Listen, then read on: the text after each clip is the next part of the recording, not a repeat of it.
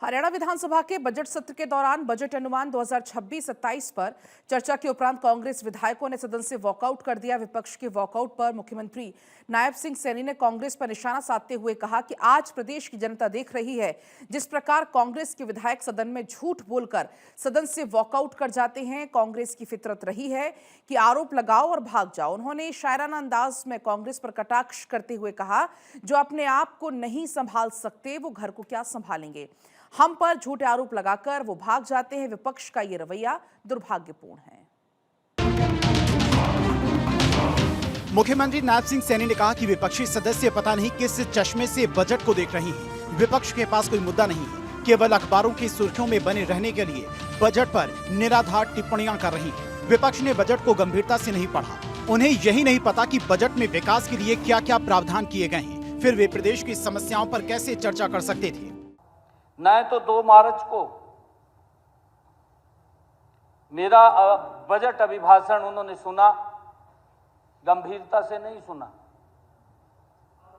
तो वो प्रदेश के विकास की कैसे, प्रदेश के समस्याओं की कैसे चर्चा कर सकते हैं माननीय अध्यक्ष जी। जब उनको यही बजट के अंदर क्या क्या प्रावधान है, हरियाणा प्रदेश के विकास के लिए बजट खर्च होना है, उसको गंभीरता से ना लेना, माननीय अध्यक्ष जी, ये दुर्भाग्यपूर्ण है। यहां तक कि उन्होंने इसको पढ़ा तक भी नहीं है। अभिभाषण को अगर नहीं सुना माननीय अध्यक्ष जी, तो घर जाकर के पढ़ लेते, इसको देख लेते कि इसके अंदर क्या क्या प्रावधान किए गए हैं। नायब सिंह सैनी ने कहा कि मेरा ये दूसरा बजट प्रदेश के सभी हितधारकों के सुझावों को मिलाकर बनाया गया था। मुख्यमंत्री ने कांग्रेस विधायकों द्वारा राज्यसभा चुनाव प्रक्रिया प्रभावित करने के संबंध में कहा कि भारतीय जनता पार्टी ने एक प्रत्याशी संजय भाटिया को जिताकर दिल्ली भेजने का काम किया है। लोकतंत्र में हर व्यक्ति को चुनाव लड़ने का अधिकार है। मैं बताना चाहूंगा, बजट में 15 बार नौकरी व रोजगार शब्द का उपयोग हुआ है। 15 बार नौकरी और रोजगार का शब्द। काद्यान साहब ने बजट को खोलकर नहीं देखा। अगर वो खोल करके देखते तो उसके पैरा नंबर माननीय अध्यक्ष जी 11, 13, 35, 44, 63, 140, 144, 148 में स्पष्ट रूप से लिखा है माननीय अध्यक्ष जी, स्पष्ट रूप से लिखा है।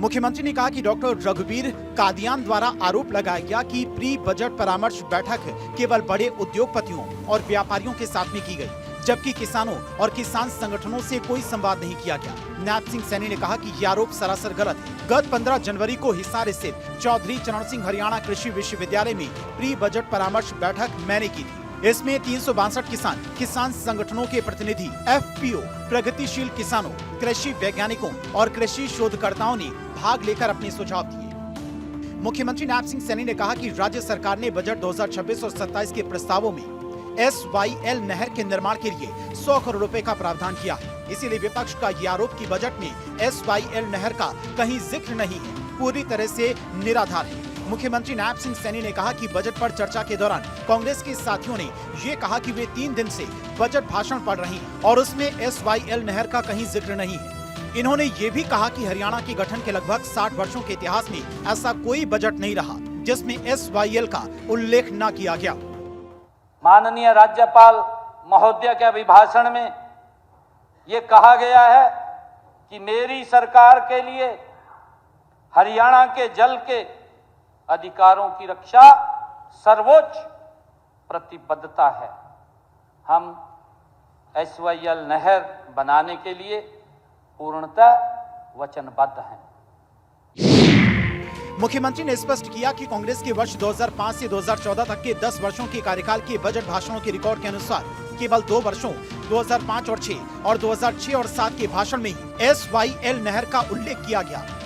बाकी 8 बजट भाषणों में SYL शब्द का कहीं भी प्रयोग नहीं हुआ था। इतना ही नहीं, 10 में से केवल 2 वर्ष अर्थात 2013 और 2014 और 15 के बजट में SYL के निर्माण के लिए मात्र 10 लाख रुपए के बजट का प्रावधान किया गया।